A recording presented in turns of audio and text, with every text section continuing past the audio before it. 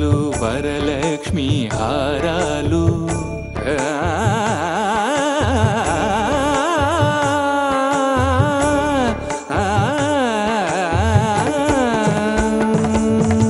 శ్రీ తులసి మాలికలు వరలక్ష్మి హారాలు వనమాలి అదరాల్చి శ్రీనాథుడయ్యాడు.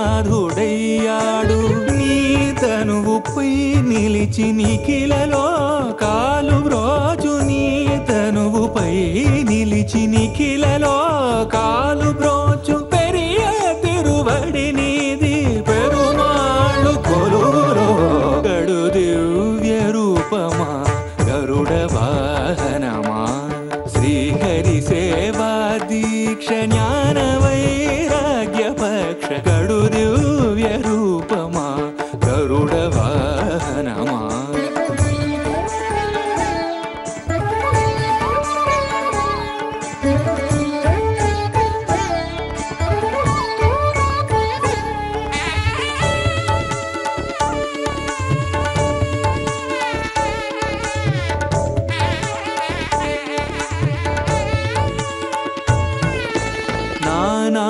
నానామహిమాన్వితుడా నాగాలంకృత దేహ భూని ఉపరి చరవసును బ్రోచిన మహానుభావ పొన్నగ కాళేంద్రుని పారద్రోలినావు.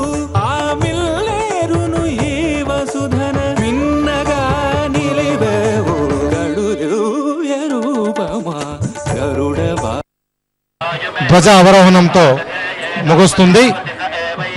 ఈ కార్యక్రమాల్లో అత్యంత ముఖ్యమైనటువంటి గరుడ సేవ ఈ నెల 30వ తారీఖు జరుగుతుంది. స్వామివారిని గరుడ వాహనం మీద ఊరేగించడాన్ని అత్యంత విశేషంగా భక్తులు ఆదరిస్తారు. అందుకని ప్రతి పౌర్ణమి రోజు కూడా మనము మాడాబీదులలో స్వామివారిని గరుడ వాహనం మీద ఊరేగించడము ఆనవాయితీగా పెట్టుకున్నాము. బ్రహ్మోత్సవాలకు ముందు వచ్చేటటువంటి పౌర్ణమి గరుడ సేవ రోజు ట్రయల్ రన్గా నడపడము గడిచిన 3 సంవత్సరాలుగా చేస్తున్నాము. ఈరోజు కూడా అదేవిధంగా మనము పూర్తి స్థాయిలో పోలీసు శాఖ వారు, తిరుమల తిరుపతి దేవస్థానంలోని విజిలెన్స్ వారు, అదేవిధంగా వేద పాఠశాల విద్యార్థులు వైదిక హారంగాను, ఎస్విపిసి వాళ్ళు పూర్తి స్థాయిలో ప్రత్యక్ష ప్రసారణ చేయడానికి తగినట్లు విజిలెన్స్ సిబ్బంది అన్ని రోప్స్ను కూడా ఏర్పాటు చేసి భక్తులందరినీ కూడా క్రమ పద్ధతిలో దర్శనం చేసుకునే విధంగా ఏర్పాట్లు చేసుకుంటూ దీంట్లో జరిగే ఇబ్బందులను గమనించి ఆ ఇబ్బందులను అధిగమించడానికి రాబోయే 10 రోజులను ఉపయోగించుకోవడం జరుగుతోంది. అదేవిధంగా ఈరోజు పౌర్ణమి గరుడ సేవ రాబోయే బ్రహ్మోత్సవాలలోని గరుడ సేవకు ట్రయల్ రన్గా నడుస్తున్నది. విశేషంగా భక్తులు వచ్చి ఉన్నారు. నార్మల్గా తిరుమలకు భక్తుల రద్దీ పలుచుగా ఉన్నటువంటి సమయం అయినప్పటికీ కూడా ఈరోజు గరుడ సేవను తిలకించడానికి భక్తులు విశేషంగా వచ్చి ఉన్నారు. వరుసగా సమీక్షా సమావేశాలు జాయింట్ ఎగ్జిక్యూటివ్ ఆఫీసర్ స్థాయిలోను, అదేవిధంగా ఒక సమీక్షా సమావేశం ఎగ్జిక్యూటివ్ ఆఫీసర్ స్థాయిలో కూడా జరిగింది. అన్ని శాఖల వారు సమాయత్తం అవుతున్నారు. త్వరలో సెక్యూరిటీకి సంబంధించి విజిలెన్స్ మరియు పోలీస్ అధికారులతో సమావేశమై సూక్ష్మంగా అన్ని విషయాలను పరిశీలించిన పిదప రాబోయే 15 రోజుల్లో పూర్తి స్థాయిలో సన్నద్ధమై ఉంటామని, అదేవిధంగా ఆంధ్రప్రదేశ్ రాష్ట్ర ప్రభుత్వం తరపున పట్టు వస్త్రాలను సమర్పించడానికి వచ్చేసినటువంటి గౌరవనీయులు ముఖ్యమంత్రి గారి పర్యటనకు సంబంధించి కూడా అన్ని రకాలుగా సంసిద్ధమై ఉంటామని కూడా భక్తులు తెలియజేసుకుంటూ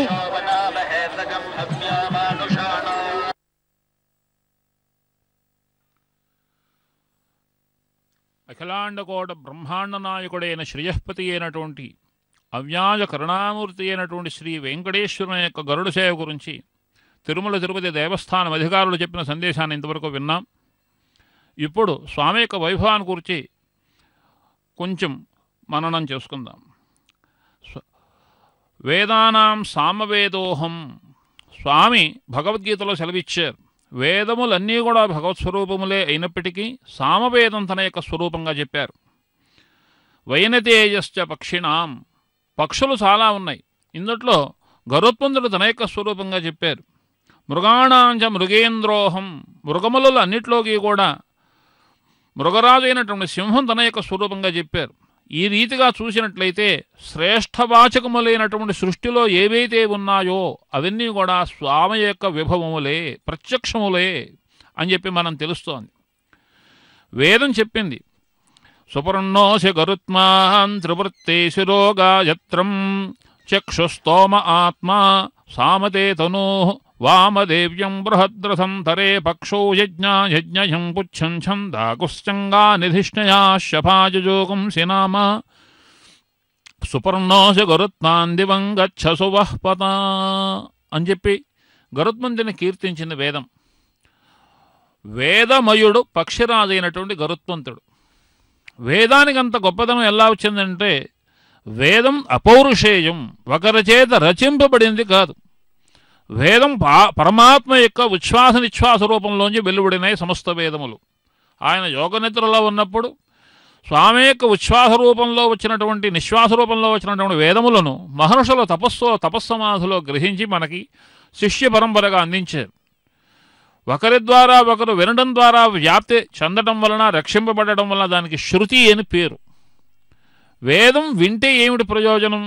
వేదాక్షరం పలికితే ఏమిటి పుణ్యం అంటే వేదాక్షరాణి యావంతి పఠితాని నిత్యం తావంతి హరినామాని కీర్తితాని న సంశయః. వేదాక్షరములు ఎన్నైతే మనం పలుకుతామో అన్ని మహావిష్ణువు యొక్క మంత్రరాజములు జపం చేసిన ఫలము కలుగుతుంది. వేదం వింటే చాలు సమస్త పాపములు క్షయమవుతాయి. అందుకని నిరంతరం వేదం వినాలి. దీనికి పూర్వకాలంలో భాగవతంలో ఒక ఉపాఖ్యానం కనిపిస్తుంది.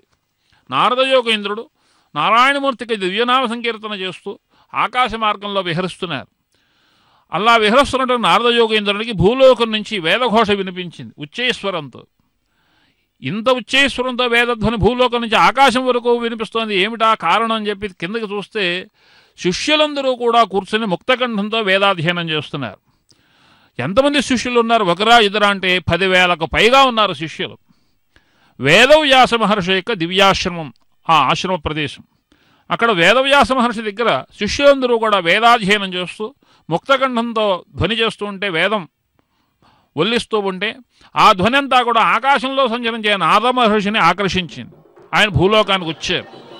వచ్చి భూలోకంలో చూస్తే నారదుని యొక్క దివ్య దర్శనం చేత ఆ కాంతిపుంజం చేత వారందరూ కూడా ఎవరో గురువుగారి దర్శనానికి వచ్చారని చెప్పి అప్పుడప్పుడు రావడం గమనించిన విద్యార్థులు పరుగున వెళ్ళి గురువుగారి దగ్గరకు వచ్చి, అయ్యా మీ దర్శనం కోసం ఎవరో వచ్చారని చెప్పారు. ఎవరు వచ్చారా అని చెప్పి వేదవ్యాస మహర్షి ఎదురు వస్తే నారద యోగేంద్రులు వారికి అర్ఘ్యపాద్యాదులు ఇచ్చి స్వాగతం ఇచ్చి, స్వామి మీ యొక్క రాకచేత మేము చాలా ఆనందిస్తున్నా అని చెప్పి కుశల ప్రశ్నలు వేసి కూర్చున్న తర్వాత మాట్లాడుతూ ఉంటే మీ ఆశ్రమ విద్యార్థులందరికీ కూడా ఆ రోజు శిష్టానధ్యయనం ప్రకటించారు గురువుగారు.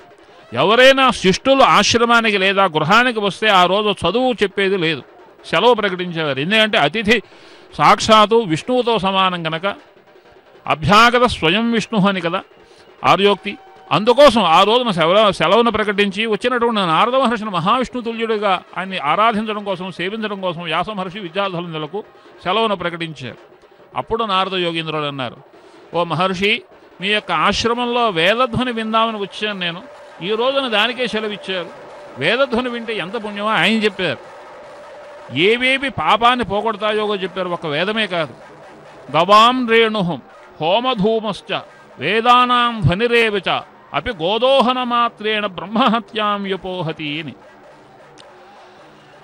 బ్రహ్మ అంటే వేదము అని అర్థం, బ్రహ్మ అంటే పరబ్రహ్మ అని అర్థం, బ్రహ్మ అంటే బ్రాహ్మలో అని అర్థం, వేదాన్ని ధరించిన బ్రాహ్మలో అని అర్థం. గవాం రేణు గోవులు ముందు నడుస్తూ ఉంటే వాటి కాళ్ళ సందులోంచి రేగినటువంటి ధూళి శరీరానికి సోకితే దానికి స్నానంతో సమానం. పరమ పవిత్రమైన నదిలో స్నానం చేస్తే ఎంత పుణ్యం కలుగుతుందో, గోపాదముల నుంచి చెలరేగిన ధూళి శరీరానికి సోకడం వలన సమస్తమైన పాపములు పటాపంచలవుతాయి. ప్రాయశ్చిత్త రహితములైనటువంటి పాపములు చేసిన వారు కూడా గోపాదముల నుంచి లేచినటువంటి ధూళిన శరీరానికి సోకేట్టుగా గోసేవ చేసినట్టయితే వారు ఆ పాపముల నుంచి పునీతులవుతారు అని మనకి పురాణాలు చెప్తున్నాయి. ఎందుకని అంటే సర్వదేవతా స్వరూపం గోవు. అటువంటి గోవుల యొక్క కాళ్ళగిట్టల నుంచి లేచిన ధూళి శరీరానికి సోకితే సమస్తమైన దేవతలు కూడా శరీరానికి సోకినట్టే కదా. దేవతాస్పర్శ అయిన తర్వాత పాపం ఎక్కడ నిలుస్తుంది? అగ్నిలో సమిధ వేస్తే అది హుతమైపోతుంది తప్ప సమిధగా మిగలదు కదా. అలాగే స్పర్శ వలన పాపం పోతుంది కదా. హోమధూమశ్చ రెండవది ఏమిటంటే హోమం చేస్తే వచ్చిన పొగను పీల్చడం వలన జన్మాంతరీయములైనటువంటి సంచితములు అనగా పాపములన్నీ కూడా నశిస్తాయి అని. మంత్రపూతమైన హోమద్రవ్యమును భక్తి శ్రద్ధలతో హోమం చేసినట్టయితే, ఆ హోమం ద్వారా వచ్చిన పొగను పీల్చినట్టయితే తద్వారా పాప సంచయం నశించి వారికి ముక్తి కలుగుతుంది. ఎందుకంటే ఆయుర్దాయాన్ని పెంచే వాటిల్లో హోమధూమం ప్రధానమైనది. పరమ పవిత్రమైనటువంటి గోమయములు, వనస్పతులు, హవిర్ద్రవ్యములు, గోఘృతము మొదలగా హోమం మొదలైన ద్రవ్యములన్నీ కూడా మంత్రపూతమై అవన్నీ కూడా హోమం చేస్తే వచ్చిన ధూమం పీల్చడం ద్వారా వారికి పాపక్షమే ముక్తి కలుగుతుంది. వేదానాం ధ్వనిరేవచ, మూడవది వేదధ్వని. వేదధ్వని వింటే చాలు, వేదానికి అర్థం తెలియక్కర్లేదు. నిప్పు తెలిసే ముట్టుకుంటే కాలుతుందా? ఆ రీతిగానే వేదధ్వని చెవిని సోకినంత మాత్రం చేతనే సమస్తమైన పాపములు కూడా నశిస్తాయి. వేదం వింటే చాలు.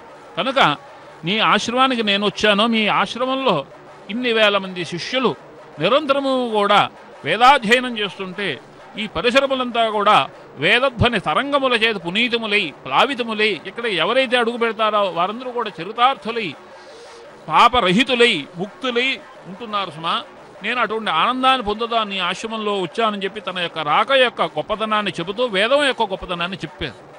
అటువంటి వేదమయుడు గరుత్మంతుడిగా వేదం అభివర్ణించింది. సుపర్ణోసి, ఓ గరుత్మంతుడా, నువ్వు మంచి రెక్కల కలవాడివి కదా. గరుత్మాన్ త్రివృత్తేశురోగాయత్తం చక్షుస్తోమ ఆత్మ, నీ యొక్క కళ్ళు వేదమయములు, ఆత్మ స్తోమ, సామవేదంతో స్తోమ అంటారు. అటువంటి స్తోమ నీ యొక్క ఆత్మ.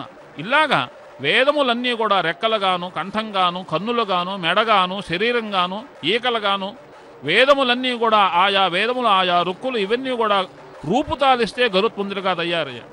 ఈయనకి వైనతేయుడు అని పేరు. వైనతేయుడు ఎలా వచ్చిందంటే వినతాదేవి యొక్క కుమారుడు కనుక ఈయనకి వైనతేయుడు అని పేరు వచ్చింది. ఆ వినతాదేవి ఎంత తపస్సు చేసిందో ఆమె తపఫలంగా ఈయన తపస్సుకి ఫలంగా ఈయన జన్మించాడు. తల్లి యొక్క ఆమె దాస్యంలో ఉంటే దాస్యాన్ని విముక్తి చేశాడు. దేవతలందరికీ ప్రభువైనటువంటి ఇంద్రుణ్ణి జయించి ఆయనకు అధీనంలో ఉన్నటువంటి అమృతభాండాన్ని తీసుకొచ్చి తల్లి సర్పములన్నిటికీ తల్లి అయినటువంటి దితిని ఆమెకి సమర్పించి అమృతభాండాన్ని తన యొక్క తల్లిని దాస్యం నుంచి విముక్తి చేశాడు. తద్వారా ఈ వైనతేయుడు మహాపరాక్రమశాలి. ఆయన యుద్ధం చేస్తున్నప్పుడు దేవేంద్రునితో యుద్ధం చేస్తుంటే ఆయన వజ్రాయుధం ప్రయోగించాడు. ఇంకేమీ అస్త్రములు పనిచేయక వజ్రాయుధం ప్రయోగిస్తే దేవేంద్రుడంతటి వాడు వజ్రాయుధం ప్రయోగిస్తే తనకేమీ దెబ్బ తగలలేదంటే ఇంద్రుడికి ఎక్కడ అవమానమో దేవరాజుకనే చింత చేత తన శరీరంలో ఒక ఈకను మాత్రమే రాలేటట్టుగా చూశాడు. అంత మహాబలశాలి. ఈయనకు సర్పముల ఆహారం. స్వస్తికో దక్షిణం పాదం వామపాదం తు కుంజితం ప్రాంజలి కృతదోర్యుగ్మం గరుడం హరివల్లభం. మహావిష్ణువు ప్రభువుగా కలిగినటువంటి గరుత్మంతుడు స్వస్తికాసనంలో స్వామిని సేవిస్తున్నాడు. మనం చూసినట్టే ఇది ఆ భంగిమ మనకు అర్థమవుతుంది. కుడిపాదం ముందుకు ఉంచి ఎడమ పాదం కింద నేలకు మోపి ఇలాగా స్వస్తికాసనంలో గరుత్మంతుని యొక్క ఆకృతి మనకి దర్శనమిస్తోంది. ప్రాంజలి కృతదోర్యుగ్మం, స్వామి యొక్క దివ్య చరణములు అలిసిపోకుండా కందిపోకుండా కింద జారకుండా స్వామి యొక్క పాదములకు శ్రమ కలగకుండా తన యొక్క చేతులతో వహిస్తున్నాడు ఆయన. ప్రాంజలి కృతదోర్యుగ్మం గరుడం హరివల్లభం. ఆయన మనస్సులో నిరంతరం మహావిష్ణువు తప్పం కొరకు చోటు లేదు కదా. అంతగా మనస్సు అంతా కూడా స్వామి యొక్క పాదపద్మాల మీద లగ్నం చేసి చేతులతో స్వామి యొక్క పాదపద్మాలను ధరిస్తూ స్వామిని తన వీపు మీద ధరిస్తూ ఇలా నిరంతరం కూడా స్వామి యొక్క సేవలో పరాకాష్ఠకు చెందినటువంటి సేవను ఉత్తమోత్తమైనటువంటి సేవను అందిస్తూ తరిస్తున్నటువంటి మహామహితాత్ముడు గరుత్మంతుడు. ఆయన గరుత్మంతుడిని స్మరిస్తే చాలు పాపములన్నీ పోతాయి, కష్టములన్నీ పోతాయి. పంచవక్త్ర ఆంజనేయ రూపంలో పశ్చిమ ముఖానికి ఒక ముఖం ఉన్నది. అది గరుత్మంతుని యొక్క ముఖం. గరుత్మంతుని ఎవరైతే సేవిస్తారో, గరుత్మంతుని యొక్క ముఖారవిందాన్ని ఎవరైతే ధ్యానిస్తారో సర్వరోగ ప్రశమనం విషరోగ నికృందనం, సమస్తమైన రోగములు కూడా పటాపంచలవుతాయి. అనారోగ్యగ్రస్తులైనటువంటి వారందరూ కూడా ఈ గరుడ సేవలో పాల్గొని స్వామిని సేవించినట్టయితే ఆరోగ్యవంతులవుతారు. విషరోగ నికృంతనం, మామూలు సామాన్యమైన అనారోగ్యాలే కాదు, అనిర్వచనీయమైనటువంటి విషప్రయోగాది రోగములు ఏవైతే ఉన్నాయో విషం వలన కలిగేవి, ప్రాణాన్ని తీసేవి పర్యంతము ఉన్నటువంటి రోగములన్నీ కూడా గరుత్మంతుని యొక్క అనుగ్రహం చేత అవన్నీ కూడా చెదిరిపోయి వజ్రతుల్యమైనటువంటి ఆరోగ్యము శరీర సౌష్ఠవం కలుగుతుంది అని చెప్పి గరుత్మంతుని యొక్క ఆరాధనా ప్రభావ ఫలం మనకి కనిపిస్తుంది. ఈయన గరుడం నాగభూషణం అంటారు. గరుత్మంతుని యొక్క శరీరం నిండా భయంకరమైనటువంటి విషసర్పములన్నీ కూడా ఆభరణంగా ఉన్నాయి. ఆయనకి సర్పరాజే యజ్ఞోపవీతంగాను, సర్పములే కుండలములుగాను, సర్పములే కంకణములుగాను, సర్పములే కిరీటముగాను ధరించి ఉన్నాడు గరుత్మంతుడు. సర్పములు ఆహారం ఆయనకి. సర్పములన్నీ కూడా భయపడుతూ గరుత్మంతుని సేవించడానికి ఒప్పుకున్నాయి. అందుకోసం సర్పరాజు అయినటువంటి తక్షకుడు, వాసుకి, అనంతుడు, కర్కోటకుడు, పద్ముడు, మహాపద్ముడు, శంఖుడు మొదలుగా కలిగిన సర్పరాజులందరూ కూడా ఆయనకి పాదములకు అందీలుగాను, చేతులకు భుజకీర్తులుగాను, కంకణములుగాను, ఆభరణములుగాను, కుండలములుగాను మారి గరుత్మంతుని నిరంతరం కూడా సేవిస్తూ ఉంటారు. ఆయన వింజామృతలో విసురుతూ ఉంటారు. గరుత్మంతుడికి శ్రమ కలగకుండా నాగరాజులందరూ కూడా వచ్చి అటువంటి సమస్తమైనటువంటి సర్పరాజుల చేత కూడా సేవింపబడే మహామహితాత్ముడైన గరుత్మంతుని అధిష్ఠించినటువంటి మహావిష్ణువు యొక్క సౌందర్యాన్ని, వైభవాన్ని మనం చూస్తుంటే మనలో ఉండే పాప సంచయములనే విశ్వసర్పములన్నీ కూడా నిగ్రహింపబడి ముక్తికాంత మనకు దర్శనమవుతుంది. కనుక అటువంటి మహా గొప్పదైనటువంటి శ్రీయస్పతి యొక్క సౌందర్యాన్ని మనం ఎంత చెప్పుకున్నా తక్కువే. సమస్తమైనటువంటి ఆయన ఎటువంటి మూర్తి అంటే జ్ఞానానందమయం దేవం, జ్ఞానస్వరూపి. ఎవరికైనా చదువు కావాలంటే స్వామిని సేవిస్తే చదువు వస్తుంది. ఆనందం కావాలంటే స్వామిని సేవించాలి. ఎందుకంటే స్వామి ఆనందమయుడు కదా, నిత్యానంద స్వరూపి. నిత్యము కూడా ఆనందంతో విరాజిల్లే దివ్యమంగళ విగ్రహం స్వామి. భక్తుల్ని అనుగ్రహించడం కోసం ఒక ఆకృతి ధరించి అర్చావతారంగా భూలోకంలో మనకి దర్శనమిస్తున్నారు తప్ప ఆయన యొక్క దర్శనం మనకి దొరుకుతుందా? ఎన్నో కొన్ని కోట్ల జన్మల్లో చేసినటువంటి మహర్షుల యొక్క తపఫలాన్ని కూడా దుర్లభమైందే. అటువంటి దర్శనం భక్తులను అనుగ్రహించడం కోసం స్వామి ఒక అర్చావతార రూపంలో మనకి అనుగ్రహిస్తున్నారు. ఆయన ఏ విధంగా అనుగ్రహిస్తున్నారంటే ఐశ్వర్యస్య సమగ్రస్య తపసో యశశ్రియ జ్ఞాన వైరాగ్యయోస్తేవ షణ్ణాం భగీతద. భగవంతుడిగా మనకు అనుగ్రహిస్తున్నాడు ఆయన. భగవంతుడు అనే దానికి నిర్వచనం చెప్పింది శాస్త్రం. సమగ్రమైనటువంటి ఐశ్వర్యం ఉండాలి, సమగ్రమైనటువంటి తపోబలం ఉండాలి, సమగ్రమైనటువంటి శ్రేయస్సు, శ్రేయం అంటే కాంతి అవ్వచ్చు, సంపద అవ్వచ్చు ఉండాలి, సమగ్రమైనటువంటి జ్ఞానం ఉండాలి, అంతేకాదు సమగ్రమైనటువంటి వైరాగ్యం ఉండాలి. ఈ ఆరేటి యొక్క సమాహారమే భగవంతుడు. ఈ 6 లక్షణాలు ఎక్కడైతే ఉంటాయో, ఎవరైతే ప్రకాశిస్తూ ఉంటారో వారు భగవదంశ స్వరూపులు, భగవదంశ సంజాతులు. వారిలో మనకి అర్చావతార మూర్తిగా ఇక్కడ అనుగ్రహించి మనం సేవించుకోవడానికి మనం అంత ఊహ చేయలేం కనుక, స్వామి దివ్యమంగళ విగ్రహాన్ని మనం ఊహించుకోలేం కనుక, ఊహించిన అది మనసులో ఎక్కువసేపు నిలబడదు కనుక, మన్ని అనుగ్రహించి మన మనోఫలకం మీద ఒక దృశ్యాన్ని నిలబెట్టడం కోసం అర్చావతార మూర్తిగా ఒక విగ్రహ రూపంలో మనకి సాక్షాత్కరించి ఈ పూర్ణిమ గరుడ సేవలో మనని అనుగ్రహిస్తున్నారు. తన అవ్యాజమైనటువంటి ప్రసన్న నేత్రాలతో పుండరీకాక్షుడు కదా. అతి నీల ఘనశ్యామం నిలినాయతలోచనం పునాతు పుండరీకాక్ష ఏన పూతో భవామ్యహం. అతి నీల ఘనశ్యామం, ఘనీభూతమైన నల్లని శరీరకాంతి కలవడం. నలుపు అంటే కేవలం నలుపు కాదు, అది సుందరమైనటువంటి నీలమేఘ ఛాయ, కాంతుల వెదజల్లే ఇంద్రనీలమడికి ఎటువంటి కాంతి ఉంటుందో ఆయనకి శరీరానికి అటువంటి కాంతి ఉంది. నలినాయతలోచనం, బాగా వికసించినటువంటి పద్మదళములు ఎంత సుందరంగా ఉండాయో అంత విశాలమైన నేత్ర సంజాతం కలిగినటువంటి వాడు. పునాదు పుండరీకాక్ష, అటువంటి నేత్ర సౌందర్యం కలిగిన వాడు కనుక ఆయనకు పుండరీకాక్షుడు అని పేరు. అటువంటి పుండరీకాక్షుని స్మరణ చేసినట్టయితే మనకి సమస్తమైన పాపంలో నశించి పునీతులం అవుతాం. ఇదిగో అటువంటి మహావిష్ణువుని చంద్రమండల మధ్యంలో ధ్యానం చేయడం విశేషంగా చెప్పింది. కొన్ని ఉపాసనలు ఎక్కడెక్కడ చేయాలో శాస్త్రకారులు, మహర్షులు మనకి నిర్వచించి ఉన్నారు.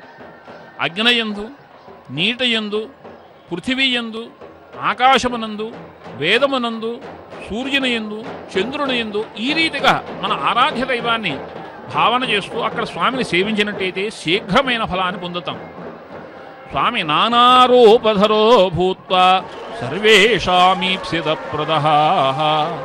ఆయన ప్రేమకు తార్కాణం ఏమిటంటే ఏ భక్తునికి ఏ రూపం ఇష్టమో ఆ రూపం చేత పూజింపబడి ఆ భక్తుని అనుగ్రహించడం కోసం అవ్యాజ కరుణామూర్తి అయి అనేక వేలములైనటువంటి అవతారములు ఎత్తారు స్వామి. వేల కొలది అవతారములు ఎత్తారు. దశావతారములు కాదు, ఏకవింశతి అవతారములు కాదు, చతుర్వింశతి అవతారములు కాదు, స్వామి కొన్ని వేల అవతారములు కొన్ని వేల యుగాల్లో ఎత్తి ఉన్నారు. అవన్నీ కూడా చెప్పడానికి మనకి దుర్లభం. ఋషిభి పరిగీతాన్ని తాని మోక్ష్యాభూతే అంటారు మనకి భీష్మాచార్యుల వారు. ఋషులు మహర్షులు ఒక్కొక్క మంత్రాన్ని జపం చేయడం వలన తరించిపోయినటువంటి మంత్రములన్నీ కూడా ఒక మాలారూపంలో మీకు చెప్తున్నాను అని చెప్పి పాండవులకు ఉపదేశం చేశారు. ప్రాయశ్చిత్తాన్యశేషాన్ని, అశేషములు ప్రాయశ్చిత్తం చేసుకుంటే కానిపోనటువంటి పాపములు ఎన్నో ఉన్నాయి. అటువంటి పాపములన్నీ కూడా పరిహారం కావాలంటే స్వామి యొక్క దివ్యనామ సంకీర్తనం, మహర్షులు ఏ మంత్రములైతే జపం చేయడం వలన ముక్తికాంతను వశం చేసుకున్నారో అటువంటి మంగళకరములైనటువంటి దివ్యములైనటువంటి నామములు అవి 1000 విష్ణు సహస్రనామ రూపంలో భీష్మాచార్యులు తన అవసాన దశలో తన మనములైనటువంటి పాండవులను దగ్గర పెట్టుకుని వారందరికీ కూడా నేర్పారు, ఉపదేశం చేశారు. ఈ పని చేయడానికి కారణం ఎవరంటే సాక్షాత్ కృష్ణ పరమాత్మ దగ్గరుండి ఆయన యొక్క సమక్షంలో ఉపదేశం చేయించాడు. ఇలా చెప్పినటువంటి పరమాత్మ అవన్నీ కూడా జపం చేయడానికి సమయం లేదండి అంటారు భక్తులు అని చెప్పారు. సోహమేకేన శ్లోకేన స్తుత ఏవ న సంశయ. 1000 శ్లోకాలు 108 శ్లోకాలు మాకు చదవడానికి సమయం లేదండి, నిన్ను కీర్తించడానికి కనుక మాకు పుణ్యం వచ్చేయాలి అని అనుకుంటారేమో. కనీసం 108 శ్లోకాలు చదవలేని వారు ఏ కొంచెం చదివినా, ఎంత చదివినా, ఆఖరికి శ్లోకమైనా సరే, ఒక్క శ్లోకం 2 లైన్లు 32 అక్షరాలు, అది చదివినా సరే మిమ్మల్ని అనుగ్రహిస్తానని చెప్పి సాక్షాత్ పరమాత్మయే విష్ణుమూర్తియే చెప్పి ఉన్నారు. ఎంత దయాళువండి, భక్తులంటే ఎంత ప్రేమ ఈయనకు. ఎంత ప్రేమ లేకపోతే భక్తులు తన్ను ఏ కొంచెం సేవించినా అనుగ్రహింతాను ఇంత సూక్ష్మమైన మార్గం మనకి అనుగ్రహిస్తారు. అటువంటి దేవదేవుడు శ్రేయఃపది, ప్రహ్లాద వరదుడు, విభీషణ ఆర్తత్రాణ పరాయణుడు, ఇలాగా ఎంతోమంది భక్తుల్ని అహల్య, ద్రౌపది, తార మొదలుగా కలిగిన వారందరినీ కూడా అనుగ్రహించినటువంటి వాడు ఈ శ్రేయఃపది. ఈ రోజున పూర్ణిమ రోజున సర్వావయవ సౌందర్య సంపద సర్వచేతసాం సదా సమ్మోహనాయాస్తోన అందరినీ కూడా తన యొక్క సౌందర్యం రాశి చేత సమ్మోహనపరుస్తూ దివ్యములైనటువంటి ఆభరణములన్నీ కూడా ధరించి అలంకార ప్రియో విష్ణు, ఆయనకు అలంకారం చాలా ఇష్టం. వివిధ రకములైనటువంటి బంగారం అంతా కూడా తన ఒంటి నిండా అలంకరింపజేసుకుని కటివరదహస్తాలతో, శంఖచక్రాలతో, లక్ష్మీమాలతో, సహస్రనామమాలతో ధరించి, ఇవే కాదు పుష్పమాలికలు ధరించి, ఓషధీ సంజాతములైన పుష్పమాలికలు ధరించి మనకి దర్శనాన్ని అనుగ్రహిస్తున్నారే. ఇటువంటి దర్శనం మళ్ళీ దొరుకుతుందా? మళ్ళీ చేసుకుందాం అంటే మన వశమవుతుందా? మనకి చేతనవుతుందా? సమయం వచ్చినప్పుడే మనం జాగ్రత్త పడి ఆ సమయాన్ని వినియోగించుకోవాలి. ఈ కాసేపైనా దగ్గర ఉన్న సమయంలో స్వామిని సేవిస్తూ మనసారా స్వామి యొక్క దివ్యమంగళ విగ్రహాన్ని మనోఫలకంపై ముద్రించి చెరగనటువంటి ముద్రగా స్థాపించి స్వామిని నిరంతరం కూడా మనసారా సేవిస్తే మనం తరించగలుగుతాం. తరించడానికి ఇంతకన్నా సులభమైన మార్గం మరొకటి లేదు. స్వామి అవ్యాజ కరుణామూర్తి. ఒక్కసారి నమస్కారం చేస్తే చాలు శత్రువును కూడా కాపాడతానన్నారే. శత్రుపక్షం వాడైనటువంటి సాక్షాత్ రావణాసురుని యొక్క సోదరుడైనటువంటి విభీషణుడు వచ్చి శరణాగతి చేస్తే రక్షించలేదు ఆ రోజున. ఇదిగో చూస్తున్నాం, గరుత్మంతుని యొక్క శిరస్సు మీద నాగభూషణం. ఇందాక చెప్పుకున్నట్టుగా గరుత్మంతుని యొక్క శిరస్సు మీద కిరీటంగా విరాజులుతున్నాడు నాగశేషుడు. అటువంటి స్వామిని మనం చూస్తున్నాం. ఆ చెవులకు చూసినట్టయితే చెవులకు కర్ణాభరణములుగా సర్పరాజవాలు ఉంటాయి గరుత్మంతునికి.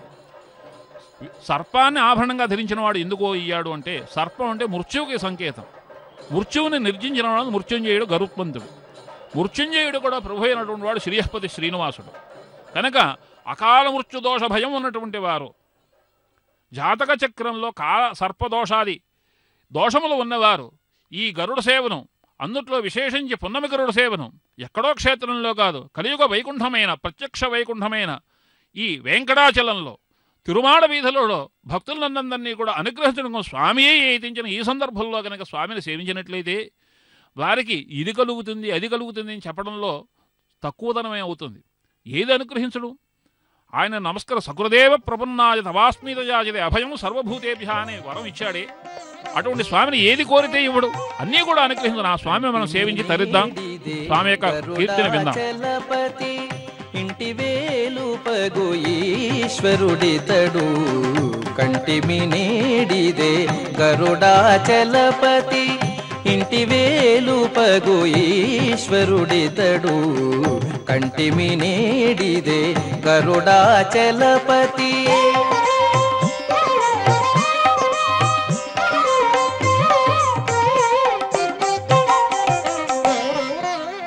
శ్రీ నరసింహుడు చిన్మయకాంతుడు దానవాంతకుడు దయానిధి.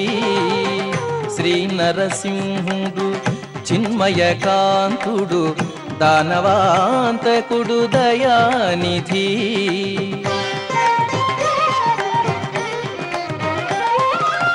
నానా మహిమల నమ్మిన వారిని, నానా మహిమల నమ్మిన వారిని పూనుక కాచే పోషకుడితడు. కంటిమి నేడిదే గరుడాచలపతి, ఇంటి వేలుపగు ఈశ్వరుడితడు. కంటిమి నేడిదే గరుడాచలపతి.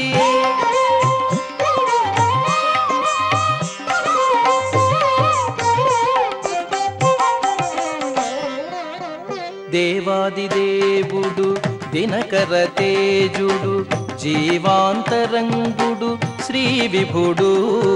దేవాదిదేవుడు దినకర తేజుడు, జీవాంతరంగుడు శ్రీ విభుడు.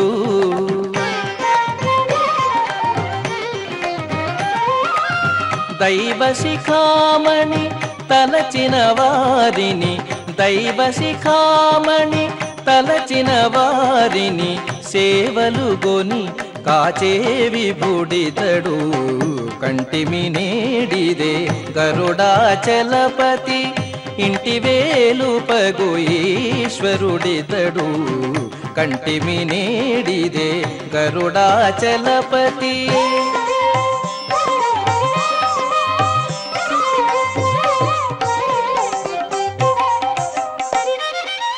పరమమూర్తి హరి ప్రహ్లాద వరదుడు, కరుణానిధి బుధ కల్పము. పరమమూర్తి హరి ప్రహ్లాద వరదుడు, కరుణానిధి బుధ కల్పము.